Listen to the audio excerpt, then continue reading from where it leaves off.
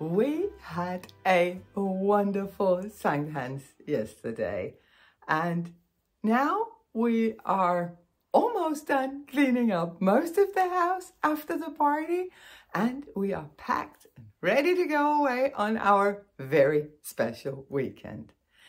We are going to one of the old castles here in Denmark to celebrate the name-giving party for our grandson, Lucas. It is going to be a Buddhist name-giving ceremony, and I get to officiate. So you could probably imagine that I am so excited for that. I am gonna, of course, bring you along, but I just wanted to show you the knitting that I'm bringing. A while back, when I was still in Texas, one day I was browsing Ravelry, as you do, and I stumbled upon the Helix halter by Jessie May, and I just fell head over heels in love with this pattern. It's so beautiful. So I jumped on Amazon, got the recommended yarn, or one of them. I even picked the very same colorway that one of the samples are knit in, this beautiful mercerized cotton. I also got a black, just because I really love black for summer. I think it's so beautiful. So yeah, I cast on with the black yarn first, and yeah, I didn't get very far, but I have to say, I love that pattern. It is so well written. It is such an intuitive and easy lace pattern. And I, so far, have really enjoyed working on it. I am going to have a few hours in the car, 3-4 hours in the car. And I also think that tonight there's going to be some quiet downtime where I can get some knitting done. So that is what I have packed for this trip. I have a little bit of footage from yesterday where John was kind enough to help me set the table so that everything was ready in time for our family to arrive. Her til lands, Sankte Hans, den kan vindes, hvor hjerterne aldrig bliver tvivlende kolde. Livet fred her til lands, Sankte Hans, den kan vindes, hvor hjerterne aldrig bliver tvivlende kolde.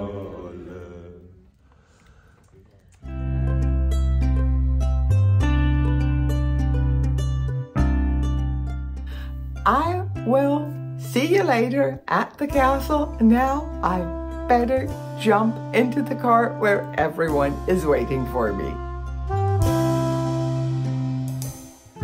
We took a little detour to the castle because the kids really needed to sleep and I really needed to knit.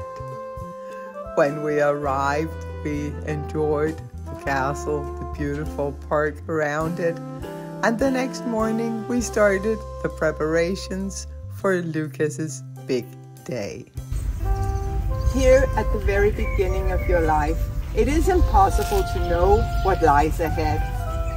What will your future bring? What happiness is waiting for you? What sorrow will you see? We don't know. We only know this. In your life, you will meet sadness and joy. Suffer what there is to suffer and enjoy what there is to enjoy. And know that through it all, you are never alone.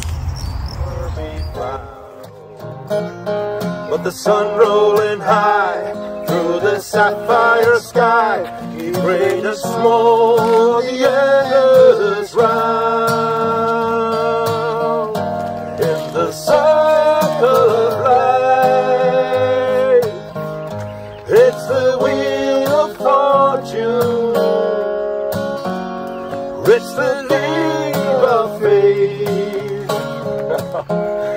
It's the band of hope till we find our place on the path unwinding in the circle of life.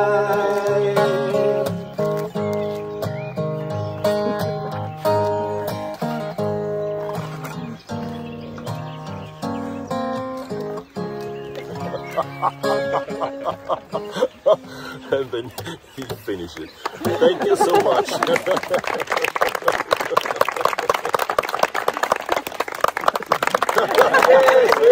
good, very good. Dance, dance, very good, very good. Yes, very good, very good. That's how it goes. Very good, very good.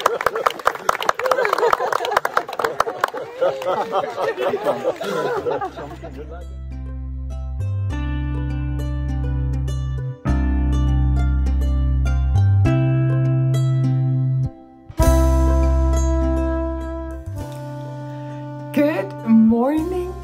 It is now Tuesday morning and we are back from our weekend getaway. And I am so excited to show you all of the knitting that I actually managed to do this weekend. We had 2 quite long car rides and also there was a little bit of knitting time Saturday night. But yeah, I have been working on the Helix holder by Jessie Made Design. I have knit the neckband, the back piece, and the front piece. And I have joined the 2 here under the arm so that the body is now ready to just be knit around and around. And I want to actually try to show you the beautiful lace. Isn't it just absolutely gorgeous, this lace pattern? And because of the way that the pattern is constructed, it does give a sort of a ribbing effect that I am sure will help the fit of the top. I am sure that this top is going to be an all-time summer favorite. I am knitting the version without the sleeves because I want a very simple and easy to wear little summer top that I can just pop on with a skirt or some jean shorts, probably the shorts. I'm not a skirt person. I don't know how to wear a skirt. If you have any suggestions on skirts that are easy to wear, easy to combine with your knitwear, please let me know in the comments because it looks marvelous. It looks adorable when other people do it. I kind of always end up looking like I'm trying too hard. So any ideas, any suggestions, please leave them in the comments. But yeah, until I get a really good idea from one of you, I am probably going to be wearing this one with shorts. I just cannot say enough good things about this pattern. It is beautifully constructed, amazingly well written, and the lace is so intuitive and so easy to work. It's after just a couple of rows, it's so easy to read your knitting. So I will say, if you're new to lace, this is the pattern. If you are a little bit unsure about how to read your knitting and what does people even mean when they say read your knitting, this is the pattern you should go for, because this is just the perfect beginner lace pattern. Plus, I think it's a beautiful product that you're gonna end up with. So, yeah, all the compliments. This is amazing. I am enjoying every single stitch. Even though, of course, I have to pay attention. No matter how simple a lace pattern is, I still need to pay attention. I need to look at my knitting to be able to read it. And also with the increases for the front and the back, I needed to consult the pattern, which wasn't the easiest thing to do since I was in a car, but I kept the pattern on my phone. I popped my phone in the phone holder of the car and just was able to sit and follow it as I knit along. It is worked in one of the suggested yarns. I also showed you this before. And it's a Brazilian moisturized cotton yarn, fingering weight. And it is super easy to knit with this yarn. When I compare it to the only other plant-based fiber that I have been knitting with in the later years, I will say that this is amazing in that it doesn't split. It is not splitty at all. It's a rather high twist to the yarn, so there is absolutely no splitting, which is nice when you're working a lace pattern, because for a lace pattern, I really prefer a rather sharp needle. I am also knitting this on my higher sharps because I find it easier to manipulate the stitches and be sure that I catch all of the stitches that I need to catch with a sharper needle. But a sharper needle can drive me a little bonkers if I am working with a splitty yarn. This is not splitty. And this is a very budget-friendly option. I got it off of Amazon. I don't even remember the price, but it was really budget-friendly. I do have one tip for working with cotton yarn or with plant-based fibers or yarns that have no bounce, no give. I mean, there is absolutely no bounce or no give to this yarn. That can be really hard on either your hands or your elbows, depending on your knitting style. But I have found a way to actually help my elbow get through all of this, because as you can see, I have yarn for 2, maybe even 4 of these tops. So I needed to figure out how to go about it. I discovered that by going down a needle size and then to compensate, intentionally knit a little looser, it was so much easier on my elbow. I feel no pain at all, even though I've been working on that one for some hours. So this is my tip for you if you ever feel that plant-based fibers are hard on your hands or your elbows, your arms. Try to go down a needle size and then intentionally loosening up your gauge. Of course, that means paying attention all the time, because if you don't pay attention, chances are that you will go back to the way that you are used to knitting, a little tighter, and that will of course be visible in the finished object. So it should be in a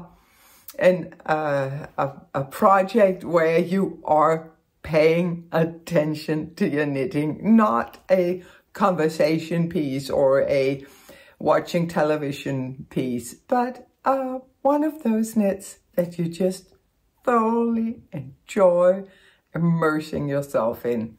It has really worked for me.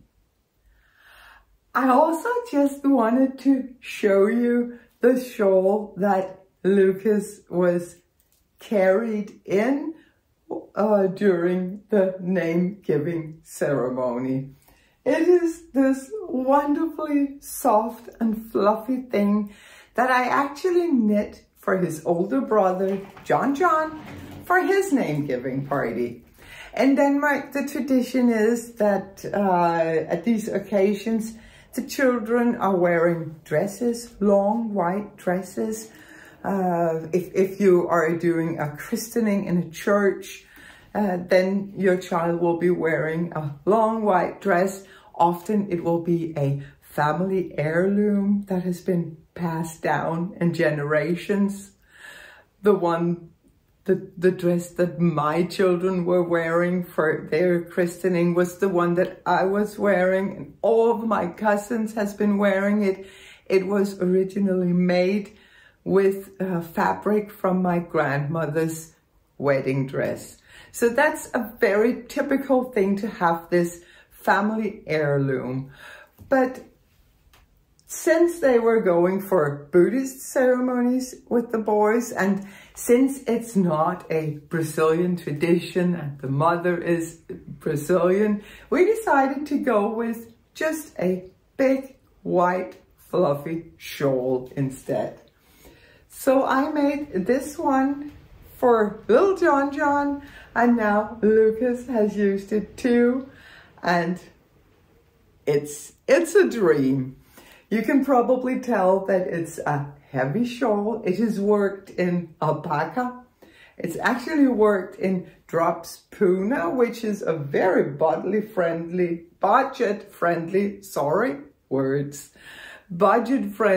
version of an alpaca yarn. And it is just drapey and soft and ever so fluffy and beautiful. It is a square, big square with just a simple lace pattern, and then the ruffle going around it is what really makes it special. I will be writing up the pattern for this shawl because I think it's beautiful. And I think that maybe other people would enjoy making a family heirloom to pass down through the generations. I did, back when I knitted for little John, put some very simple instructions on my blog, more of a recipe, if you will. But there are so many mistakes. Simple as it is, I managed to make mistakes. So I am going to rewrite the pattern. I am going to have it tag edited and tested so that I can send it out to share it with you. I really hope that this piece will be worn by a lot of children of our family on their big days in the future. The last thing that I want to mention before I let you go for today is what I am wearing. I am wearing my granny vest. It's a very simple vest with a V-neck, sleeveless, obviously it's a vest, and buttons down in the front. These are not real, but no, these are real buttons. Sorry, of course they exist. They're here. They serve no purpose. The vest is knitted in the round, then the button band is just attached to the vest, and the buttons are sewn on top of it. So it doesn't open. I was inspired by the knitted vests that my father-in-law always wore. He had them in multiple colors. He would wear one almost every day, and he never opened them. And I thought, would I ever wear this open? No, never would that happen. So I decided to make it easy on myself.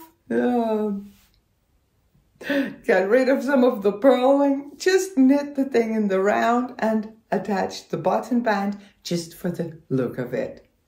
So this is what I did.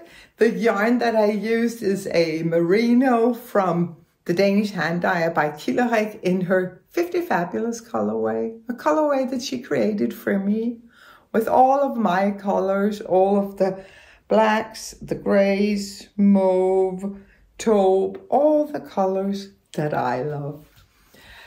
So this pattern is available on Ravelry and in my own web shop. It is the Granny Vest. And that was it for this week. I am gonna unpack the bags from the weekend so that I can repack in a couple of days, because next weekend we're going away again. I will bring you along and I will show you the progress that I am hoping to make on my helix halter. If you guys have any knitting time just laying around unused, please send it my way, because I want to finish the helix halter. I really want to wear it. Next week we're going back to Italy and it will be absolutely perfect for an Italian summer. So any extra knitting time, please send it my way, unless you choose to use it yourself, in which case I will wish you happy knitting.